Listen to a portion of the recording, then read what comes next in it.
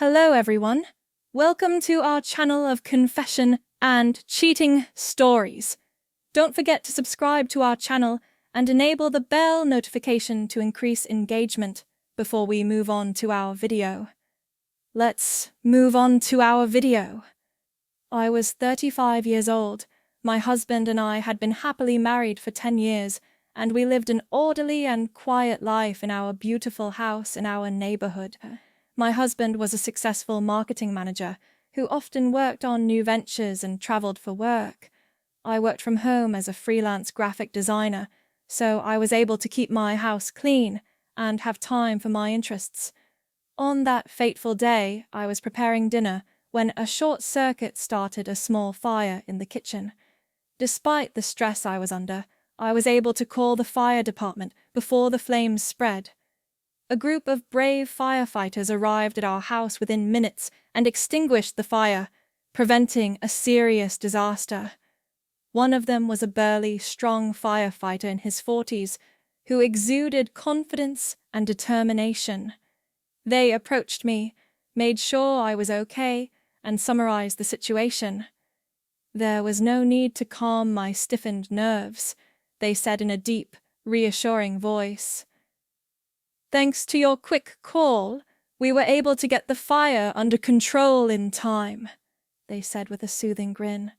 Before they left, they gave me a card and said, "If you need anything else or have any questions about home security, please don't hesitate to call."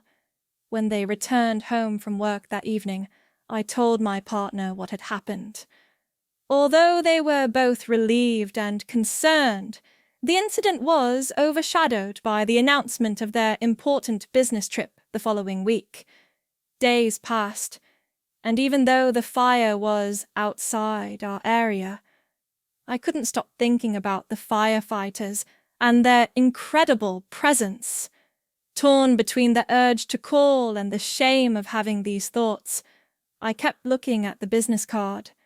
It took me a few days to find the courage to contact them. I thanked them once again for their help and asked if they had any tips on fire safety. They responded immediately and sincerely. They offered to do a safety assessment at my home. My girlfriend was traveling on business on Saturday, so we agreed to meet then.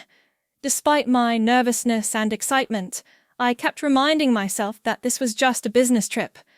On Saturday, they arrived in their civilian clothes, consisting of pants and a t-shirt, which emphasized their athletic build. They looked even more handsome than their firefighter outfits. After seeing the residents, they gave me safety and preventive tips. I tried not to show how surprised and excited I was by their friendliness and male scent. At the end of our stay, we enjoyed coffee in the living room. We had a lot in common, and the conversation flowed easily. They shared with me their joy in helping others, their risky rescue adventures, and their aspirations to become firefighters.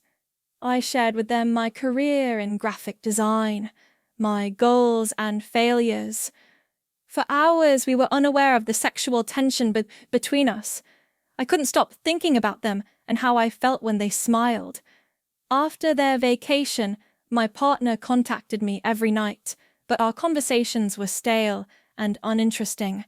I felt bad for my thoughts, but I couldn't stop them.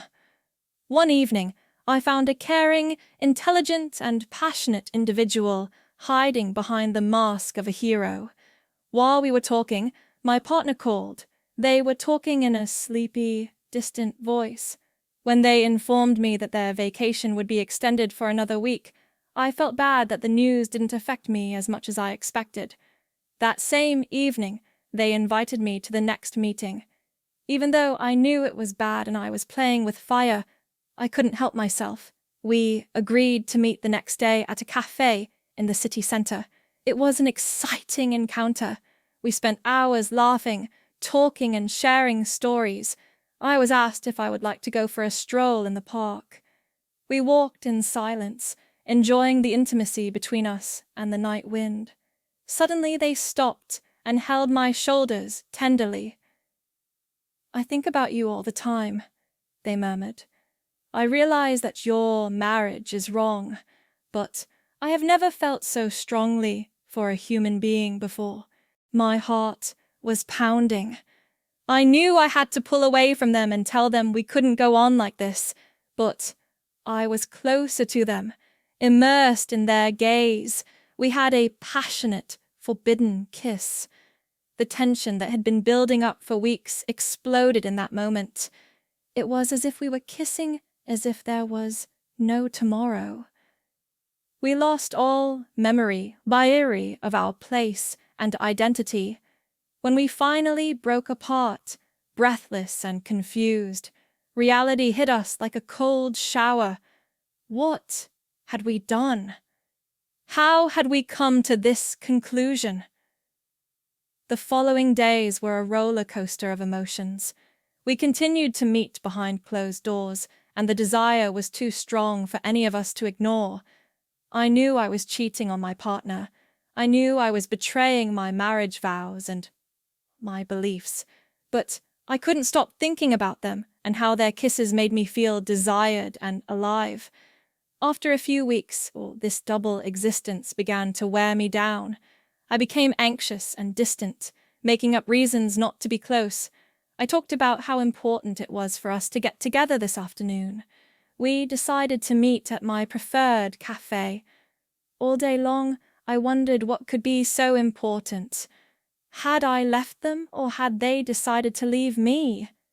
When I arrived, they had already arrived at the cafe.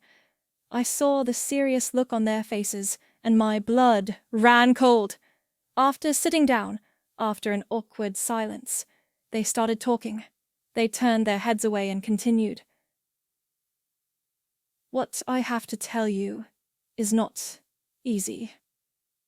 I've been struggling with it for weeks, but I can't keep lying to you or to myself. My heart began to race. How could it be so grave?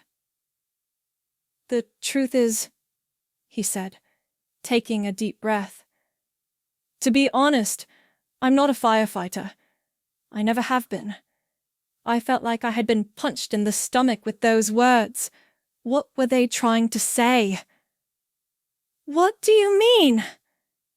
I could barely control my voice. It was barely audible. Finally, their eyes met mine, their faces full of sadness and shame. My real name is not what you think it is, one of them said. I work as a professional fraudster. I seduce women and then blackmail them. Everything around me froze. What I heard was unbelievable. Every word, every touch, every moment. It was all fake. They went on to describe how they organized everything from imaginary fires to chance meetings. They were helped by a team that constantly targeted vulnerable individuals, including me. But it was different with you, they said in a faltering voice. You really captured my heart. I was pretending to be someone I wasn't, but I can't go on. I can't hurt you anymore. As tears streamed down my face, I realized the extent of the betrayal. In addition to betraying my lover, I had also betrayed myself mercilessly. Why are you telling me this now? I asked between tears. His gaze dropped to the floor. Because I realized that I really love you. And because we were caught by your friend. My blood ran cold. What? How? They came to me and offered me money to leave your life, but I couldn't accept their offer. I couldn't keep lying to you. My mind went haywire. I know I have no right to ask you for anything, he continued, but I want you to know that I really feel something for you. If you give me a chance, I'm ready to change and give up everything. After all this, how could they ask me to do such a thing? How could I believe them? How could I trust anyone? I couldn't listen to them anymore, and I got up in a hurry. After leaving the cafe, I walked aimlessly around the city, trying to figure out what was going on. Just a few weeks ago, everything in my life seemed to have fallen apart. Because of a complicated lie, I had betrayed the person who trusted and loved me. When I finally returned home, my wife was waiting for me. I was saddened by the anguish and resignation on her face. They simply said, "I know everything." I started crying because I was overwhelmed by the consequences of everything I had done. I told them everything from the beginning to the end, including the confession. As they listened in silence, they had a look of incomprehension on their faces. I waited for their reaction when I finished. Would they yell at me or would they leave? They approached me and hugged me, which was not what I expected. "I love you," they continued gently, "and I know you made a mistake, but I also know that this person is trying to take advantage of you." These statements left me speechless, regardless of your ability to move beyond this situation.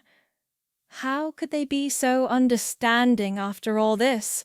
I knew I still had to make a choice, and I knew it would be difficult, but I had to stop hesitating. They kept contacting me by email and text, begging me for an explanation. Part of me hoped that they would listen to me, that they could change, that what we were going through could really be real. But the rational part of me realized I wasn't going to buy it. They gave me the space I needed. I wasn't under any pressure. I wasn't judged by them. They reminded me without judgment that I loved them. After weeks of thinking and crying, I decided that I had no feelings for this person, or whoever they were. Even though I realized that the feelings were based on deception and manipulation, I couldn't deny how strong and passionate they were. They had shown me a love that was mature, unconditional, and strong enough to withstand even the worst betrayal.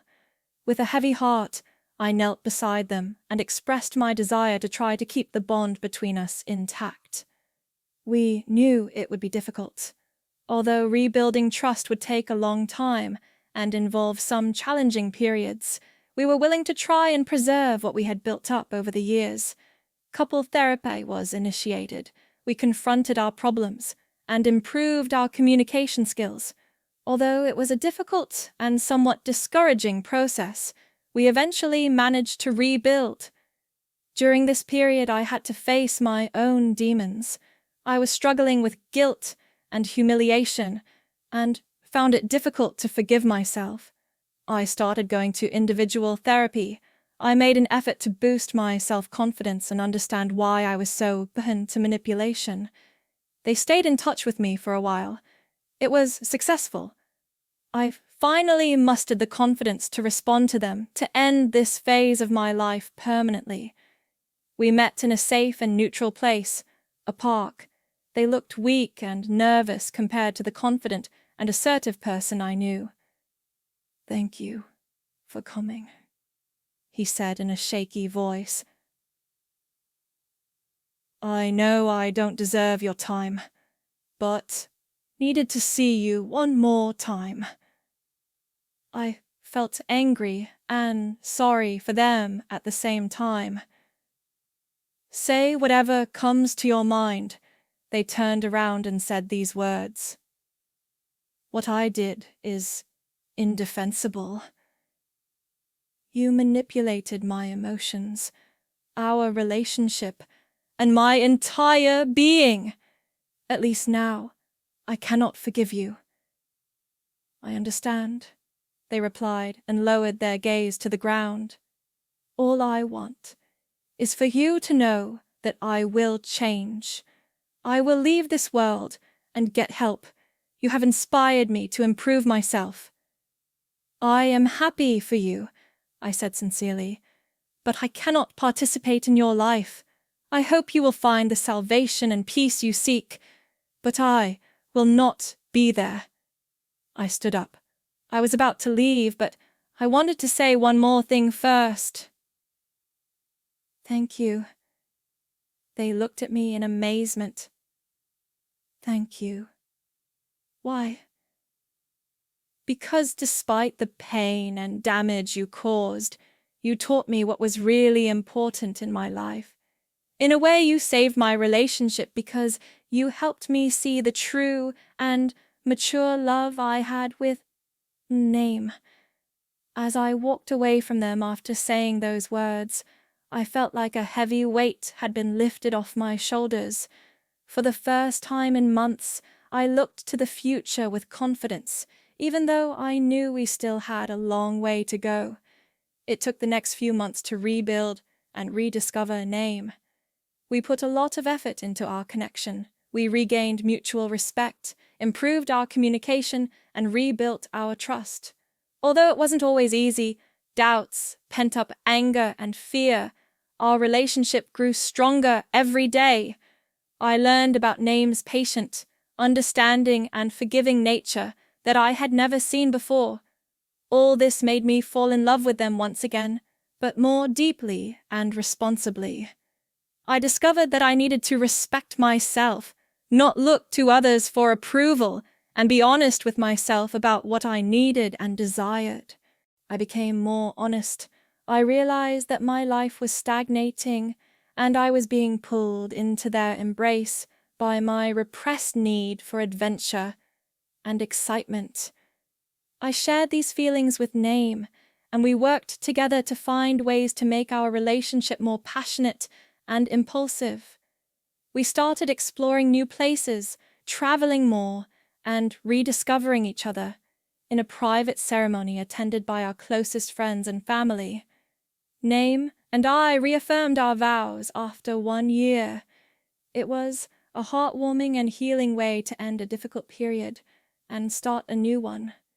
As we exchanged vows, I looked into her eyes and said, "I choose you." Name, not out of obligation. I choose you because I love you, not because it is convenient, but because I choose you with all your qualities and faults. I vow to be faithful to you, just as you have chosen me. I vow to protect the sincere love we have developed every day, not only with my physical body, but also with my thoughts and spirit. With tears in his eyes, Name said, "I love you too." Despite the fact that we are not perfect, I have chosen you in good times and bad, in happiness and sorrow. However, I realize that we work better together. I vow to worship you every day. I will honor you and stand by your side. That night, as Name slept beside me, I thought of the path we walked together, betrayal, pain, and redemption. All this had brought us to this moment, to true love. I saw that devotion is developed through daily choices and hard work, not just passion and demonstrations. As I thought about them, I also thought about what they could have done. I hoped they would have had the courage to change their lives and pursue true love instead of deception and deceit. For my part, I knew I had learned important lessons. Passion and excitement are vital in a relationship, but they are not enough. Mutual respect, trust, and a commitment to grow together are the foundations of true and lasting love. I was grateful for the lessons we had learned, the love we had regained, and the second chances I had been given as we fell asleep in an embrace. I knew there would be challenges and obstacles along the way, but I also knew that we would always work together to overcome them. I fell asleep peacefully with my heart full of love and optimism, ready for whatever lay ahead, because I was now sure that I had made the right decision, that I had chosen true love.